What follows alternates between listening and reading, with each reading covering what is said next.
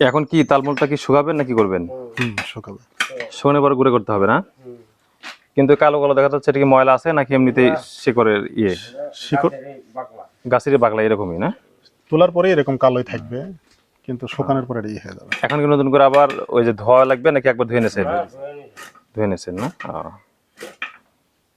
আচ্ছা। চাচা এগুলো ঘর কিসের? আবাস পাগলের ভক্তরা থাকে।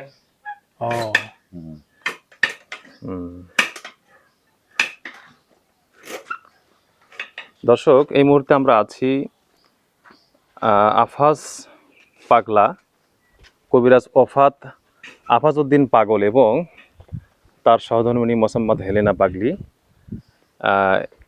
যিনি এই নাটোর ওষুধি গ্রামের ওষুধি গ্রামের মানে প্রবর্তক প্রতিষ্ঠাতা।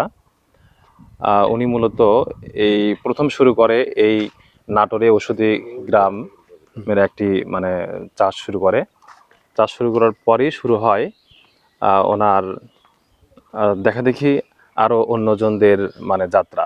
সে থেকে এখন মানে উনি যখন শুরু করে তখন তো আর নাটোর ওষুধি গ্রাম ছিল না, এটা ছিল হলো উনি এককভাবে একাই উদ্যোগ নিয়ে শুরু করেছিল মাত্র।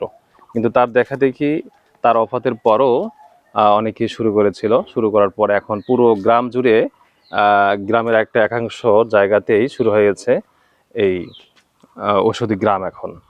তো এই যে দেখতে পাচ্ছি আমরা এখানে, এটা কিসের গাছ?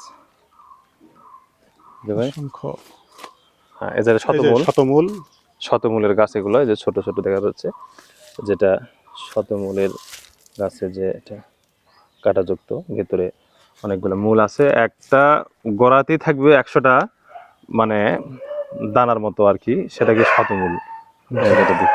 এখানে আসলে প্রকৃতপক্ষে অসংখ্য ভেষজ আছে, অসংখ্য ভেষজের সমারোহ। আফাজ উদ্দিনের মানে বাসায় হলো এখানে।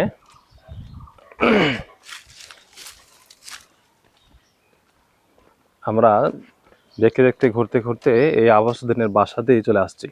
এই যে আমাদের অটোওয়ালা ভাই মিজান ভাইকে সঙ্গে নিয়ে আমরা মানে চলে আসছি। ওনার বাসা হলে যেটা, উনি মারা গেছেন আজ থেকে ওষুধি গ্রামের প্রতিষ্ঠাতা। কয় বছর আগে মারা গেছে?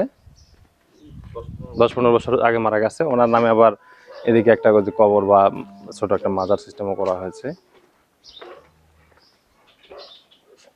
বন্ধুরা দেখতে পাচ্ছেন ওষুধি গ্রামের প্রতিষ্ঠাতা মৃত আফাজ উদ্দিন পাগল ভিলা।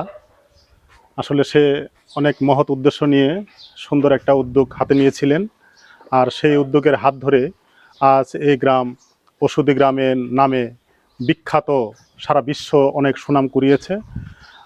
আপনারা তার রুহের মাগফিরাতের জন্য দোয়া করবেন। সে একটা ভালো কাজে উদ্যোগ হাতে নিয়েছিল এবং তারই হাত ধরে এই গ্রামটা যথেষ্ট পরিমাণ ডেভেলপ হয়েছে এবং অসংখ্য মানুষের কর্মসংস্থান ব্যবস্থা হয়েছে এবং এখান থেকে মানুষ দুর্লভ ভেষজগুলো পেয়ে তারা অনেক ভালো ভালো মেডিসিন তৈরি করতে পারতেছে। এই জন্য আফাজ উদ্দিন পাগলাকে আমরা জানাই অসংখ্য ধন্যবাদ এবং তার রুহের মাগফিরাত কামনা করি।